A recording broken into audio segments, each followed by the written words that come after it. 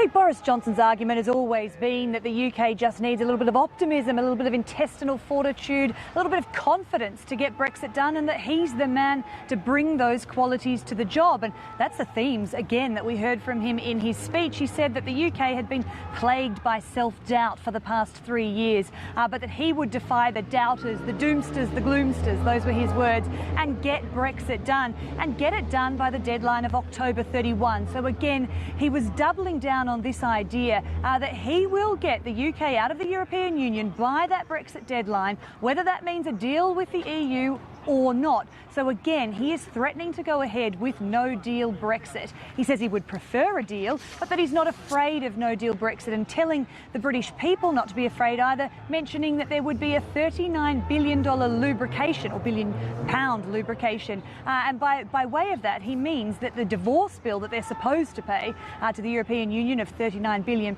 he'd refuse to pay it. And I think this is something that could concern some fellow members of the Parliament behind me here, but also, of course, plenty of members of the public who are really quite scared about a no-deal Brexit. But he also went a bit beyond Brexit and spoke about his other aims as Prime Minister. He spoke about more police on the beat. He spoke about upgrades to hospitals, more funding for education.